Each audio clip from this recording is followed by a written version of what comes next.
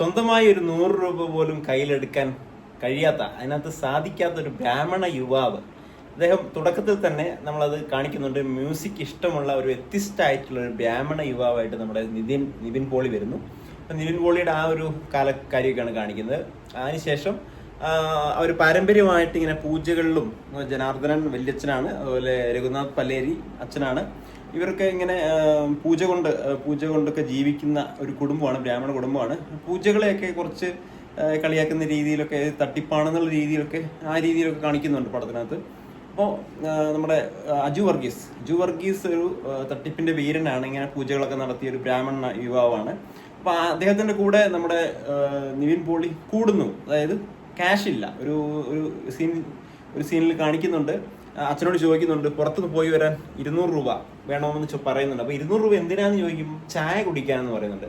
അങ്ങനെ ഒരു ഗ്ലാസ്സിൽ, ഒരു ഫ്ലാസ്കിൽ 3 ഗ്ലാസ് ചായ ആയിട്ട് വരുന്നു. അച്ഛൻ വരുന്നു, ഇത് കുടിച്ചോ, ചായ കുടിച്ചോ, പൈസ തരില്ല എന്നുള്ള രീതിയിൽ. അങ്ങനെ വരുമ്പോൾ എന്നാ ശരി പൂജയിലേക്ക് ഇറങ്ങാം എന്നുള്ള രീതിയിൽ പൂജാരിയായിട്ട്, അതായത് പൂജാരിയല്ല, അങ്ങനെയുള്ള ഒരു, അതായത് അവരുടെ കുടുംബം പൂജ വെക്കുന്ന ഒരു കുടുംബമാണല്ലോ, ബ്രാഹ്മൺ കുടുംബമാണല്ലോ. അങ്ങനെ അജു വർഗീസിനോട് ചേരുകയാണ്. ഈ അജു വർഗീസിന്റെ ചില ഉവ്വോ എന്നൊക്കെയുള്ള ചില സംസാരമൊക്കെ നമ്മുടെ മരിച്ചുപോയ ഇന്നസെന്റ് ചേട്ടനെ ഓർമ്മിപ്പിച്ചു. നിങ്ങൾ ആർക്കെങ്കിലും അങ്ങനെ ഓർമ്മ വന്നിട്ടുണ്ടെങ്കിൽ ഒന്ന് കമന്റ് ചെയ്യുക. അതിനുശേഷം ഈ നമ്മുടെ നിവിൻ പോളി ഒറ്റയ്ക്ക്, അതായത് അതിനിടയ്ക്ക് അജു വർഗീസിന് ചെറിയ ആക്സിഡന്റ് ഒക്കെ പറ്റും. അപ്പൊ നിവിൻ പോളി ഒറ്റയ്ക്ക് ഒരു വീട്ടിൽ പോയിട്ട് ഒരു പയ്യന്റെ ബാധ കയറിയിട്ടുണ്ട്. ആ ബാധ ഒഴിപ്പിക്കാൻ വേണ്ടി നിൽക്കുകയാണ്. ആ ബാധ ഒഴിപ്പിക്കുന്ന സമയത്ത് നിവിൻ പോളി ഇത് പൂജ ചെയ്യാൻ തുടങ്ങുന്ന സമയത്ത് തന്നെ എന്തുവരും ഈ കുട്ടിയുടെ ബാധ ഒഴിഞ്ഞു പോവുകയാണ് ചെയ്യുന്നത്. അങ്ങനെ ഒഴിഞ്ഞു പോകുമ്പോൾ ആ ബാധ നമ്മുടെ നിവിൻ പോളിയുടെ ശരീരത്തിലേക്ക് കയറുകയും, ശരീരത്തിലേക്ക് എന്നല്ല, നിവിൻ പോളിക്ക് മാത്രം കാണാൻ പറ്റുന്ന ഒരു പ്രേതമായിട്ട് വരികയും, ആ പ്രേതം ബാക്കിയുള്ള അത് നിങ്ങൾ തന്നെ കണ്ട് മനസ്സിലാക്കുക. ഈ പടം മൊത്തമായിട്ടൊരു കോമഡി പടമൊന്നും അല്ല ഇത്. സത്യം പറഞ്ഞാൽ ഞാൻ അങ്ങനെ വിചാരിച്ച് പോയത്. കാരണം നമ്മൾ ആയുഷ്കാലമൊക്കെ കണ്ട പോലെ ആ ഒരു രീതിയിൽ സെറ്റപ്പിലാണ്, കോമഡിയാണ് മൊത്തം എന്നൊക്കെ കരുതി പോയി കഴിഞ്ഞാൽ നിങ്ങൾക്ക് അങ്ങനെയൊന്നുമല്ല. ഇമോഷണലി കണക്റ്റഡ് ആയിട്ടുള്ള, അത്രയ്ക്ക് ഇമോഷണലി നമുക്ക് കണക്ട് ചെയ്യിപ്പിക്കുന്ന രീതിയിൽ, നമ്മളെ കരയിപ്പിക്കുന്ന രീതിയിൽ. ഇപ്പോൾ ഞാനൊക്കെ എന്ന് പറഞ്ഞാൽ ഈ തിയേറ്ററിൽ നിന്ന് സിനിമ കണ്ട് ഇറങ്ങിയപ്പോൾ മനസ്സിന് വല്ലാത്തൊരു വിങ്ങലായിരുന്നു. നിങ്ങൾക്കറിയാം, അങ്ങനെ തോന്നി എനിക്കറിയില്ല. ഞാൻ ഇതൊരു കോമഡി പടമായിട്ടൊരു ഹൊറർ മൂവി ആയിട്ടൊരു കോമഡി പടമായിട്ടൊന്നും എനിക്ക് തോന്നുന്നില്ല. ഒരു സീനിൽ പെട്ടെന്ന് ഞെട്ടുന്നൊരു സീനൊക്കെ ഉണ്ടായിരുന്നു.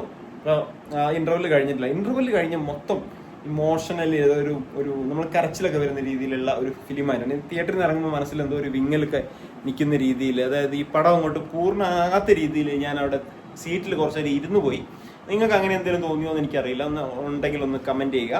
അപ്പൊ അത്തരത്തിലൊരു പടമായിട്ടാണ് എനിക്ക് ഫീൽ. അതായത് ഒരു കോമഡി എന്ന് പറഞ്ഞാൽ തുടക്കത്തിൽ കുറച്ച് കോമഡി ഉണ്ട്, പിന്നെ ഇമോഷണലി കണക്റ്റഡ് ആയിട്ടുള്ള ഒരു ഫാമിലി ഫിലിം എന്ന് പറയാം. ഒരു പൂർണ്ണത അങ്ങോട്ട് കിട്ടിയോ എന്ന് എനിക്ക് സംശയമുണ്ട്. ലാസ്റ്റ് വരുമ്പോഴേക്കും ഒരു പൂർണ്ണത അങ്ങോട്ട് കിട്ടിയ പോലെ തോന്നുന്നില്ല. പാട്ടുകളൊന്നും അത്ര ഒരു ഗുമ്മായില്ല. ആദ്യത്തെ പാട്ട് കുഴപ്പമില്ല. അതിന് ശേഷം വന്ന 3 പാട്ടുകളുണ്ട്.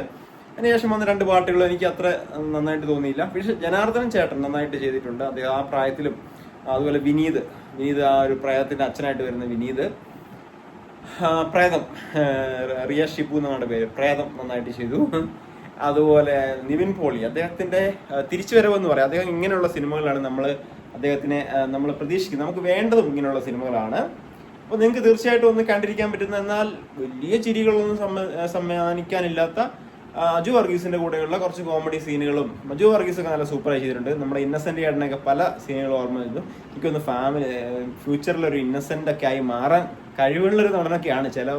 നമുക്ക് ആരും ഇല്ലല്ലോ ഇപ്പോൾ അഭിനയിക്കുന്ന ആ ഒരു റോളൊന്നും ചെയ്യാൻ ആരുമില്ല. അപ്പം നമുക്ക് ഫ്യൂച്ചറിലേക്ക് ഉള്ള ഒരു ഇന്നസെന്റ് ഒക്കെ ആയി മാറാൻ, അത്രയെങ്കിലും ഒക്കെ കഴിവുള്ളൊരു നടനായി മാറാൻ സാധ്യതയുള്ള ഒരു നടനാണ് നമ്മുടെ അജു വർഗീസ്. പിന്നെ ഇത്രയൊക്കെ ഉള്ളൂ ഇതിനകത്തുള്ള.